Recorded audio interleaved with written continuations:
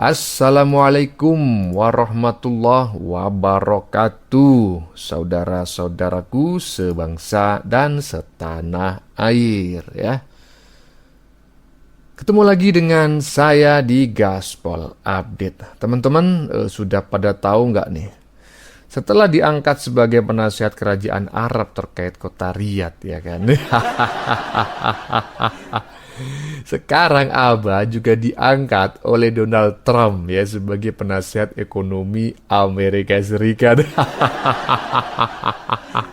Sejauh ini, inilah capaian yang paling jauh ya yang dicapai oleh Abah Ngibul. Apanya bang? Koplaknya maksudnya. Aduh, ini sih hoaxnya agak ketulungan ya teman-teman ya. Tetapi saya dengar-dengar ya, ini bukan hoax. Ini memang benar-benar disebarkan oleh anak Abah ya kan. Iya bang, emang benar-benar disebarkan oleh anak Abah. Tapi anak Abah yang hoax maksudnya. Yaitu urusan anak Abah ya. Intinya ya itulah ya, golongan manusia kurang sesendok yang memang ditakdirkan oleh Tuhan itu tetap hidup ya dengan kemampuan intelijensi di bawah rata-rata 78 maksimal. Dan kalian tahu 78 maksimal itu EQ-nya siapa? EQ-nya simpanse. Nah, bagaimanakah videonya dan bagaimanakah respon netizen? Mari kita tonton bersama, kemudian mari kita komentari bersama di bagian akhir video. Ini dia.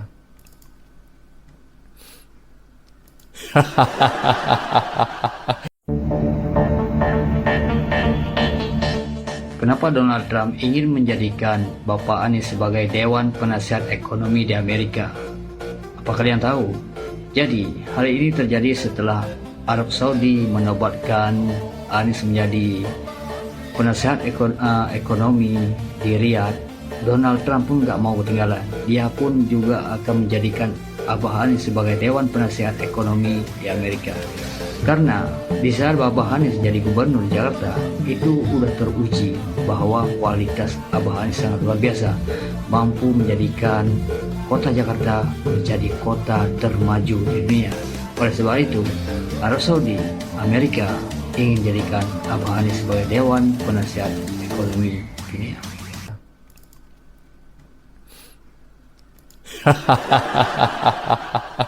Iyalah, kalau anak Abah yang ngomong mas saya mengalah aja gitu kan. Yang penting mereka senang. Karena gini loh, ada cerita.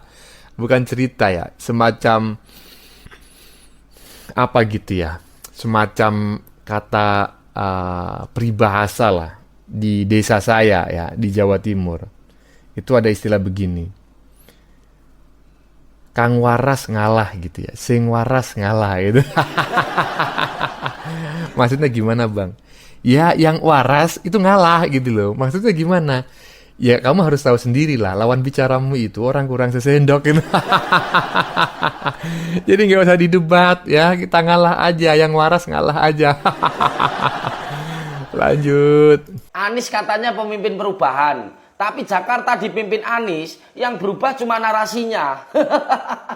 Tugu bambu ramai dipertanyakan anggarannya, tugu sepatu viral, tapi rakyat bingung manfaatnya buat kehidupan sehari-hari apa. Sumur resapan dibangun besar-besaran, jalan dibongkar di mana-mana, tapi banjir tetap datang tiap tahun. DP 0% dulu dijanjikan seolah rakyat kecil bakal mudah punya rumah, tapi realisasinya jauh dari harapan warga. Formula E dipoles habis-habisan demi panggung internasional, tapi rakyat Jakarta masih bergelut dengan macet dan banjir. Naturalisasi sungai dibahas terus, tapi warga masih nunggu hasil nyata. Jalur sepeda mahal menuai kritik karena dianggap bukan kebutuhan utama warga Jakarta. Trotoar direvitalisasi besar-besaran, tapi di beberapa titik malah bikin kemacetan makin parah. OKOC dulu dieluk-elukan sebagai solusi ekonomi rakyat, tapi sekarang gaungnya nyaris hilang. Dan akhirnya sekarang banyak orang yang mulai sadar, yang dimaksud Anies pemimpin perubahan, itu yang berubah omongannya, bukan kenyataannya. Pemimpin hebat itu bukan karena pidatonya, tapi karena hasil kerjanya benar-benar bisa dirasakan rakyat. Gimana pendapat kalian? Tulis pendapat kalian di kolom komentar. Salam Jikigis. Loh iya, ini dia. Inilah keberhasilan Abah. Makanya Abah itu selain diangkat sebagai penasehat kerajaan Arab terkait kota Riyadh, juga saat ini baru saja diangkat oleh Donald Trump sebagai apa? Sebagai penasehat ekonomi Amerika Serikat. Coba bayangin. Jadi keberhasilan Abah melubangin jalan itu ingin di copy paste oleh Donald Trump untuk melubangin jalan di seluruh Amerika. Keberhasilan Abah memarkir air, ya, mohon maaf teman-teman ya, memarkir air di Jakarta itu akan di copy paste oleh Donald Trump. Karena Amerika Serikat itu kebingungan dalam memarkir air gitu. Juga keberhasilan Abah dalam mengidentifikasi KTP angin. Diterapkan juga sama Donald Trump. Aduh, ini memang benar-benar koclak ini ya. Lanjut. Hai para termul, silahkan kalian bantah statement dari Saud Situmorang mengatakan bahwa hanya Anies Rashid Baswedan yang memiliki rekam jejak anti korupsi. Silahkan bantah statement Saud Situmorang. Para termul, silahkan bantah statement Saud Situmorang yang mengatakan rekam jejak Anies anti korup. Paling bersih, jejak anti korupsi. Lu sadar, kapan sih kau terakhir kali makan kecubung? Tahun lalu bang. Lah, tahun lalu makan kecubung, mabuknya sampai sekarang. Gimana ceritanya? Abah itu paling rekam jejaknya paling bersih anti korupsi. Ada kebanyakan makan kecubung lu, mabuk lu permanen. Lanjut. Sebetulnya Anies ini keliling-keliling Indonesia mau ngapain sih? Bingung saya ngelihat. Menawarkan perubahan tapi tanpa konsep dan gagasan. Apa yang mau dirubah dan perubahannya seperti apa? Apakah akan merubah negara Pancasila menjadi negara khilafah juga nggak jelas. Jadi perubahan apa yang mau ketawarkan Anies? Bicara kesana kesini keliling Indonesia seolah-olah paham dan mengerti masalah negara. Lalu menjadi gubernur aja 5 tahun kamu nggak ngerti masalah Jakarta. Apa yang kamu lakukan dengan Jakarta? Nggak ada Anies, nggak ada. Masalah Jakarta segitu banyak, tak satu pun yang selesai. Yang ada malah kerusakan bertambah. Jadi jangan berharap dapat lotre Anies tiba-tiba jadi presiden Indonesia. Enggak, Indonesia ini terlalu luas, terlalu besar. Jangan bermimpi lah. Lebih bagus sekarang ini coba persiapkan diri, cari pekerjaan daripada pengangguran yang keliling-keliling nggak jelas. Ya. Coba bayangin nih. Ini bukan pencinta Pak Jokowi, juga bukan pendukung Prabowo. Dia aja ngelihat si Wan Ngibul macam kayak gitu, dia sampai berspeak up seperti itu loh. ada Abah kok ada orang seperti ini. Celakanya ya didukung oleh banyak orang. Akhirnya apa? Seperti kata pepatah, antara yang didukung dengan yang mendukung 11-12. Lanjut. Sudah jelas-jelas wapres kita lebih pandai dan jenius daripada si Anies. Wow. Termol, oi, termol, ini junjunganmu.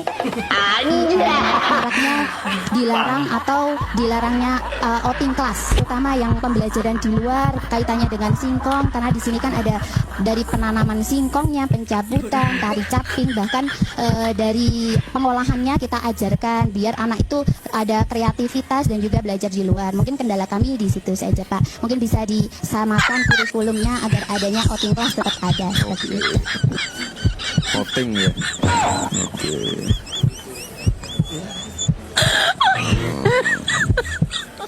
Studi tour.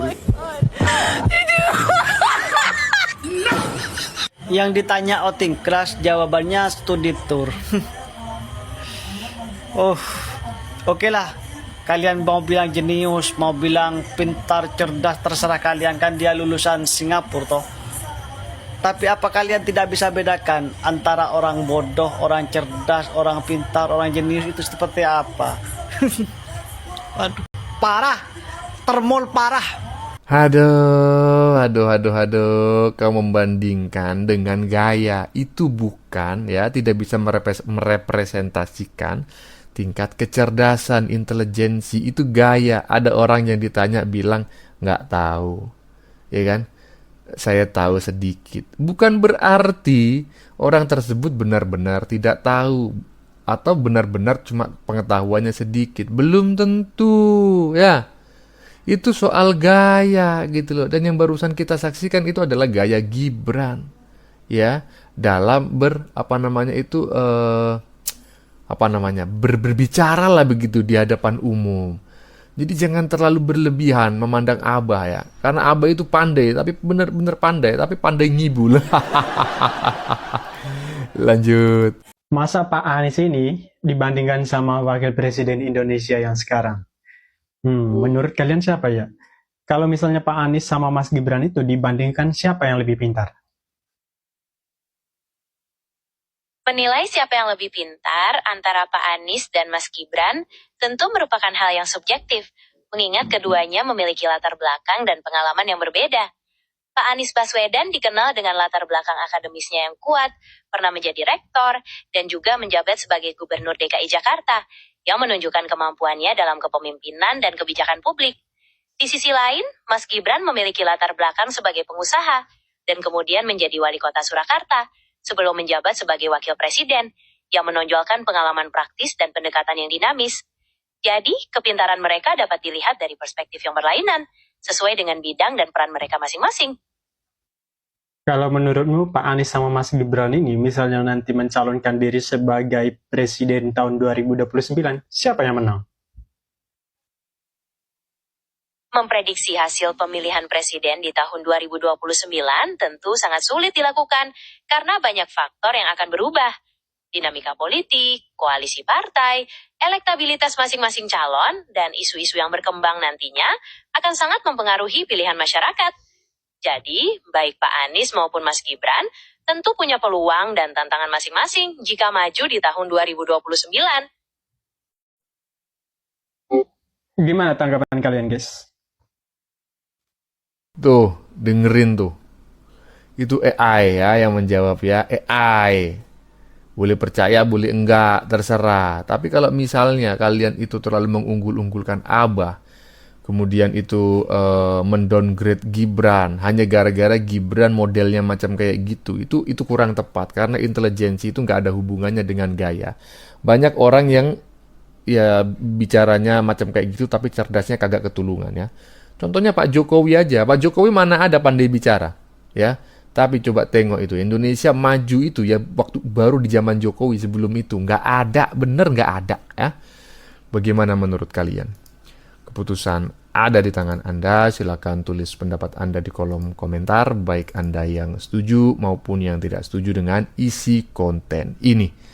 Sebelumnya saya memohon maaf yang sebesar-besarnya ya jika dalam penyajian konten ini ada kata-kata yang menyinggung, kurang tepat penggunaannya, atau ada data yang dianggap keliru atau salah. Saya memohon maaf yang sebesar-besarnya. Kita jumpa lagi di lain video. Salam NKRI.